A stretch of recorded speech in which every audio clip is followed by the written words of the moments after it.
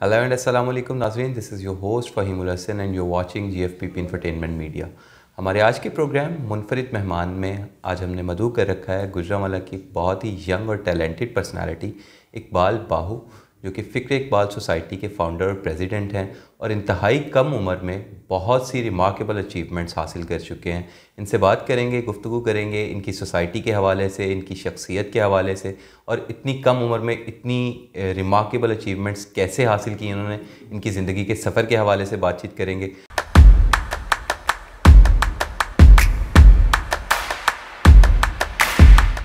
ताहिर बाहू साहब, बहुत शुक्रिया आपकी आमद का, आपने वक्त निकाला अपने ख़यालात के इजहार के लिए यहाँ तशरीफ़ लाए। Welcome to the show. Thank you very much, आपने मदद किया, बहुत शुक्रिया उसके लिए।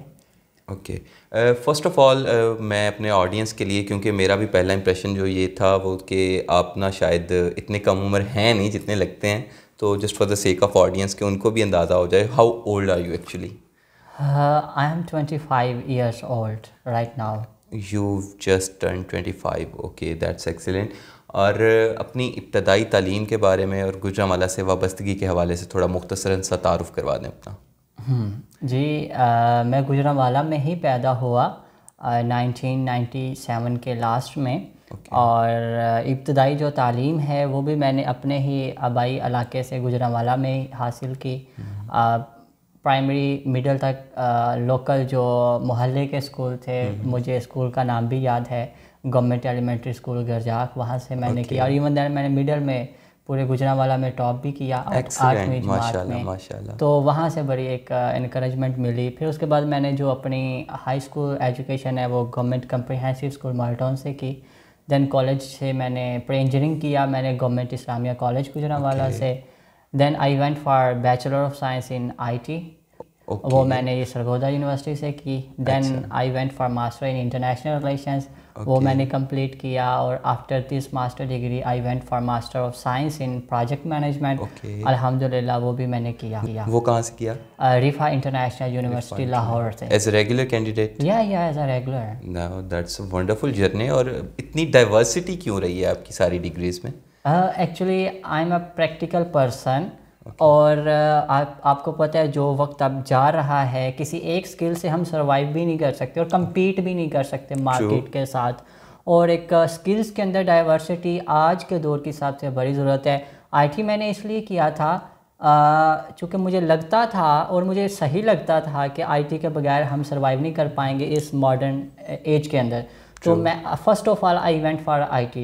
जब मैंने वो स्किल सीखी, कंप्यूटर का मुझे कम्प्रिहेंसिव नॉलेज है। इवन दैन मैं खुद वेबसाइट्स भी बना लेता हूँ। अच्छा, सोशल डेवलपर? या और इवन दैन मैं सारे काम खुद कर लेता हूँ, अपने भी खुद मैं कर लेता होता हूँ नॉर्मली। अच्छा, डोंट यू थिंक ताहिर के it's important to be a master of some art rather than being Jack of all trades and master of none? ये डायलॉग के तौर पे तो ठीक है, लेकिन आज के दौर में ये डायलॉग फ्लॉप है। मैं नहीं समझता कि ये फिट आता है। आज के दौर में ये है कि आप एक स्किल सीख लेते हैं, उसके बाद वो स्किल की अगर डिमांड ही मार्केट में ख़त्म हो जाती है, आप उसके मास्टर भी हैं तो आपकी कोई मार्केट में वैल्यू ही नहीं है।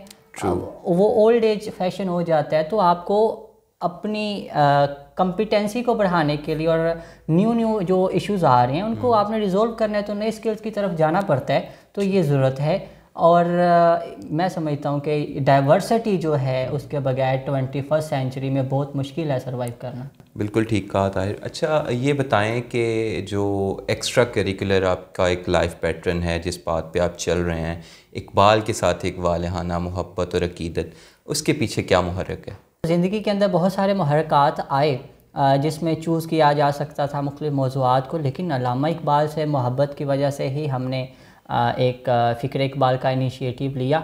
और वो एक गॉड गिफ्टेड चीज़ थी। लेकिन मुझे लिटरेचर का भी बड़ा शौक़ था, बचपन से ही मैं स्पीच कॉम्पिटिशन्स में हिस्सा लेता था, विन करता था।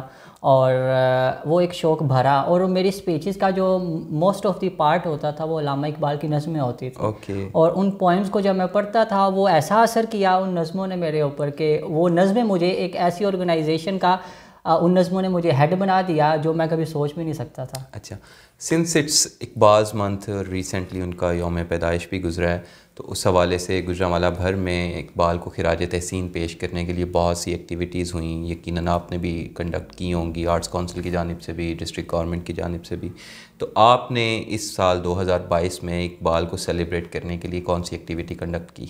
ہاں، ہر سال ہم کچھ نہ کچھ کرتے رہتے ہیں اپنی سطح پہ. جو ایکٹیویٹیز ہیں اب گوجرانوالہ میں ایون دین پروونشل اور فیڈرل لیول پہ بھی، اس سال ہم نے خاص طور پہ یہ کیا کہ ہم نے جو پاکستان کے اندر مختلف ممالک کے ایمبیسڈرز اپوائنٹڈ ہیں، خاص طور پہ وہ ممالک جہاں علامہ اقبال خود بھی گئے اپنی زندگی کے اندر، اور کچھ نہ کچھ انہوں نے وہاں پہ ایکٹیویٹیز کی، لائک جرمنی ہے، ترکی ہے، اسپین ہے، اور خاص طور پہ سینٹرل ایشین اور ایران.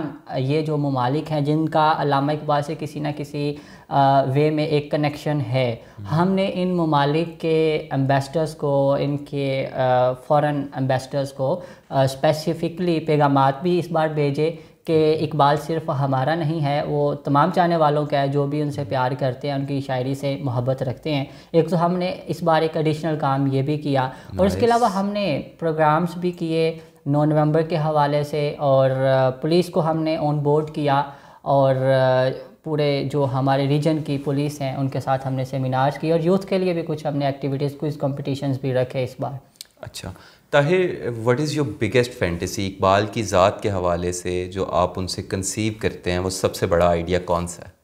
ان کا جو خودی ہے اور وہ جو مرد مومن کا کنسیپٹ ہے، وہی مجھے سب سے زیادہ اچھا لگتا ہے، کیونکہ جب اس کو سمجھ لیتے ہیں تو ہماری ترقی کا سفر شروع ہو جاتا ہے. کہ ہم اپنے آپ کو جب پہچان لیتا ہے بندہ، اسے اپنی ویلیوز کا پتہ چل جاتا ہے، اسے اپنی اصل کا پتہ چل جاتا ہے، تو اس کا ایک رائٹ ڈائریکشن کی طرف جو ایک جرنی ہے وہ تب ہی شروع ہوتا ہے جب اسے پتہ ہے کہ میں کون ہوں، میری سیلف ورتھ کیا ہے. Yes exactly. اور ہم اس سے ہی ناواقف ہیں، جس کی وجہ سے ہم جو ہے بطور امت جس کو ہم کہتے ہیں رسوائی کا سامنا ہے، چیلنجز کا سامنا ہے، یہ میں کہہ سکتا ہوں. لیکن یہ بہت ضروری ہے، اور یہی پیغام انہوں نے دیا. جیسے بہت فیمس شعر ہے، بچے بچے کو آتا ہے لیکن اس کا مطلب سمجھتے ہیں لیکن اس تک پہنچتے نہیں ہیں ہم. جیسے خود ہی کو کر بلند اتنا کہ ہر تقدیر سے پہلے خدا بندے سے خود پوچھے کہ بتا تیری رضا کیا ہے. وہ ہم اس مقام تک پہنچتے نہیں ہیں. اچھا طاہر، ہم آپ بھی اور میں بھی اپنے بچپن میں ایک وہ اقبال کی جو بڑی خوبصورت سی نظم تھی، لب پہ آتی ہے دعا بن کے تمنا میری، مطلب رائٹ فرام دا بگننگ ہم لوگ وہ ادائیگی کی طرف آ گئے ہوئے تھے، اور اس کو ایک کم از کم میرا خیال ہے 15-16 سال تو ہماری روٹین کا حصہ رہا ہے. مارننگ کی دعا اور مارننگ کا آغاز اس چیز سے ہوتا تھا. لیکن اس دعا کو شاید ہمارا ایجوکیشن سسٹم یا بطور ہم اسٹوڈنٹس یا انسان اس کی اپلیکیشن جو ہے اس کو خود پہ اپلائی کرنے میں ناکام رہے ہیں. آپ کا کیا خیال ہے اس کے پیچھے کیا محرک ہے، کیا وجہ ہے؟ ایک تو جو مجھے لگتا ہے کہ ہم صرف اس کو ایک سریلی نظم ہی سمجھ کے سنتے تھے بچپن میں، رٹا، جس کی وجہ سے ہم اس کے مطلب سے نا آشنا رہے. اور میرا خیال ہے بڑے بھی ہو گئے وہ تمام دوست ابھی تک اس نظم کے مطلب کا نہیں پتہ. بہت سارے ایسے دوست ہیں، وہ یہی وجہ ہے کہ وہ اس کی اہمیت اور امپورٹنس سے کو نہ سمجھے اور اسے وہ فائدہ نہیں لے سکے. اور یہی وہ ساری بات ہے. ہمیں چاہیے کہ ہم اپنے بچوں کو جب وہ نظم پڑھاتے ہیں اسمبلیز کے اندر، اب تو اسمبلیز ویسے ہی بڑی انہوں نے نارڈاؤن کر دی ہیں، ختم کرنے جا رہے ہیں، اس طرح کی ساری چیزیں. ہم اپنے نصاب میں اقبالیات کھولیں، اپنے بچوں کو وہ سمجھائیں کہ اس نظم کا یہ مطلب ہے، پھر اس کا حقیقی مزہ اور لطف لے سکیں گے اور اس کا فائدہ بھی ہوگا. بالکل ایسے ہی. اچھا Tahir, when you set on this journey, اب جب آپ کے اس سفر کا آغاز ہوا اقبال کی ذات سے منسوب ہو کر، تو کیا گولز تھے آپ کے ذہن میں جو آپ اچیو کرنا چاہتے تھے؟ ہاں، پہلے تو یہ تھا کہ میں اس فیلڈ میں پیشنیٹ بہت تھا. میرے فادر کا بڑا رول رہا ڈے فرسٹ سے میری لیڈرشپ ڈیولپمنٹ کے اندر. نو ڈاؤٹ میں ابھی بھی ڈیولپنگ فیز میں سیکھ رہا ہوں، اور بہت سارے مشکل اوقات بھی آتے تھے. میرا فادر مجھے کہتا تھا جب مجھے کسی نئی اسکل کی فار ایگزامپل ضرورت پڑتی تو وہ مجھے کہہ دیتے تھے اوکے گو اینڈ لرن، اگر اسے تمہارا چکر چلتا ہے تو سیکھ لو. کیونکہ میں ایز این ایڈمنسٹریٹر بھی ایک این جی او کو رن کر رہا ہوں. اٹس آرگنائزیشن، اور آرگنائزیشنل اسکلز بڑی میٹر کرتی ہیں. یہ لٹریچر سے ہٹ کے اسکلز ہیں نا، ایڈمنسٹریٹو اسکلز. آج کل کے دور میں تو اٹس اے پراپر سائنس. یس. تو اس میں جو میرا گول تھا وہ یہ تھا کہ میں نے اس کو کیا کہ ایک تو یہ چیز ہے کہ علامہ اقبال کی ذات کیا تھی اور انہوں نے اپنی لائف میں کیا کیا چیزیں کیں، اور دوسری بات یہ تھی کہ اب وہ ہم سے اور اگلی نسل سے چاہتے کیا ہیں۔ جو وہ چاہتے ہیں وہ ہے ان کی فکر۔ میں نے اس کو فکر اقبال اس لیے رکھا کہ ہم وہ کام کریں گے جو وہ ہم سے چاہتے تھے اور جس مقام پہ وہ ہمیں دیکھنا چاہتے تھے۔ ہم نے اس فکر کو اڈاپٹ کیا اور اس پیغام کو، اس منشور کو، کہ وہ جو امامت کا سبق، وہ جو ایک کام ہے اللہ تعالیٰ ہم سے لینا چاہتے ہیں، جو وہ ہمیں کہتے بھی ہیں کہ سبق پھر پر صداقت کا، عدالت کا، شجاعت کا لیا جائے گا تجھ سے کام دنیا کی امامت کا، وہ جو امامت کا کام ہے اس کو لینے کے لیے یہ ساری چیزیں ہیں۔ جاوید نامہ میں ڈاکٹر اقبال نے بڑا بلیٹنٹلی یہ کنوے کیا ہے کہ اگر بطور قوم اور بطور انسان آپ کریٹیکلی، اور آپ کے اندر کریٹیوٹی نہیں ہے، کریٹیکل تھنکنگ نہیں ہے، تو you don't deserve to be called a مسلم۔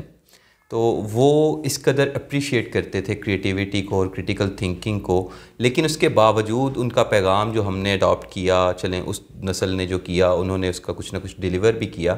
ہم بطور ایک جنریشن اور آج کے دور کے جو چیلنجز ہیں، اقبال کے ان نظریات کو اور اس پیغام کو اس طرح سے پریکٹیکلی اپنے اوپر اپلائی نہیں کر پا رہے۔